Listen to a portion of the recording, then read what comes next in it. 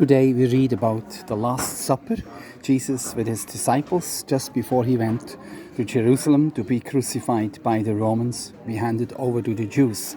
So we read in the last day that the Jews gave 30 silver coins, so much money, 30 silver coins they gave to Judas, who then looked for an opportunity, and the opportunity now has come. Verse 17, chapter 26. It was the first day of the Feast of Unleavened Bread. That's the Passover feast.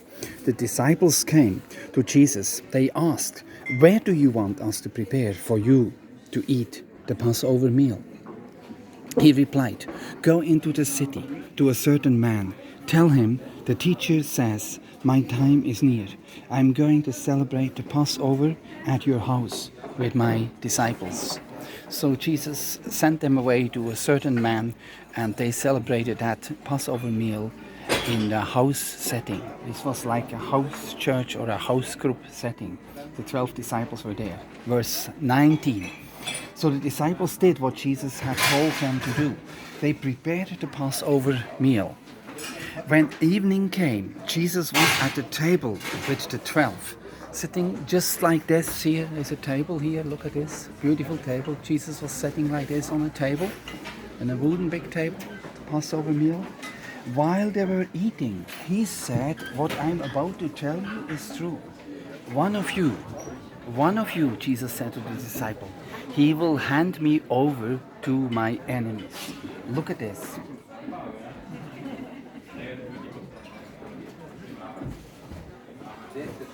The disciples became very sad. One after the other, they began to say to him, "It's not I, Lord. Lord, is it me?" Jesus replied, "The one who has dipped his hand into the bowl with me, he will hand me over. The Son of Man will go just as it is written about him. But how terrible it will be for the one who hands over the Son of Man. It would be better for him if he had not been born." So here Jesus is saying about Judas Iscariot, one of the 12, whom he entrusted as his disciple. It would have been better for him not to be born. So why is this? Verse 25, Judas was after money. He had the money bank. So let's see what he did in verse 25. He was going to hand him over. He said, "It's not I, Rabbi." Is it?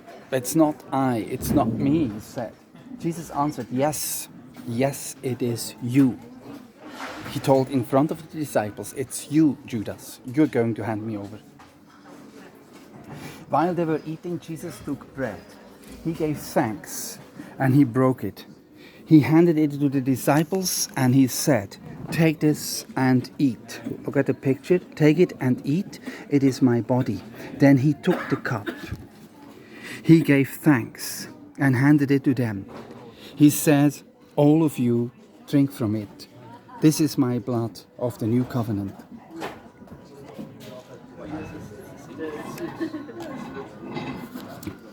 The old covenant was finished of the Old Testament. We read in John's Gospel that Moses brought the law, but Jesus Christ brought truth and grace. Do you understand what is grace? Grace is undeserved kindness. The blood symbolizes Jesus' death on the cross, where he shed his blood to cleanse us from our sin and to heal us from diseases and sickness. Look at this. All of you drink from it. This is my blood, verse 28, of the new covenant. It is poured out to forgive the sins of many. Here is what I tell you from now on. I won't drink wine with you. I won't drink from this red wine, which symbolizes the blood, he says, until I drink it again in my Father's kingdom. So he's talking about heaven when he meets them again. Then they sung a hymn and they went to the Mount of Olives. Have a nice day.